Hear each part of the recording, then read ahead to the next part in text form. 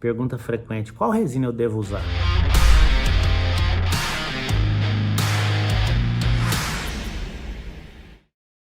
Que o padrão ouro das resinas para colagem de Bract é a Transbond, e em todos os artigos que a gente lê falando sobre resistência à descolagem, a Transbond é a que ganha disparada, é a melhor resina. Só que você também pode usar a Filmédica ortodôntica, qualquer resina ortodôntica, você pode usar resinas de colagem de restaurações para colar Bracts.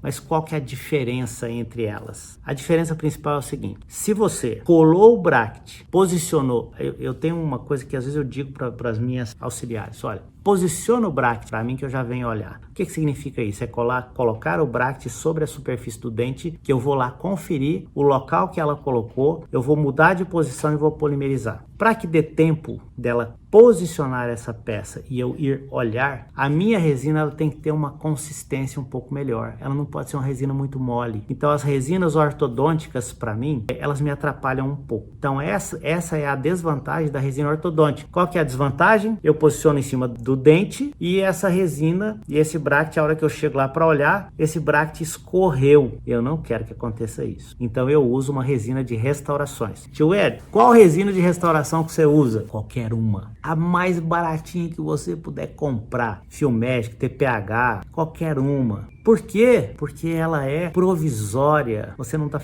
prejudicando seu cliente, a resina é provisória. Por que você gosta da resina de restauração? Porque ela é durinha. Qual que é a desvantagem dela? A remoção é enjoada de fazer. A remoção do dente, quando você vai passar a broquinha multilaminada, quando você vai passar os seus borrachinhas de polimento, é enjoado de fazer. Porque ela tem carga, ela fica mais durinha. Então eu não gosto muito por causa disso. Porém, uma coisa compensa a outra para mim. Se você for utilizar uma resina de restaurações, que cor você compra? Eu gosto de comprar a resina de esmalte, a mais clarinha possível. Porque se o seu fotopolimerizador tiver meia boca, mesmo assim, ela é uma resina mais translúcida, então nós vamos conseguir uma colagem melhor. Falar nisso, fotopolimerizador influencia muito, eu ia falar detesto, porque ela é pegajosa. Ela é grudenta, ela gruda na minha espátula, ela fica em excesso ao redor do dente, vira uma caca. Então eu prefiro a resina de restaurações. É uma pergunta também frequente: olha, por que descola tanto esses Bracts, Hélio?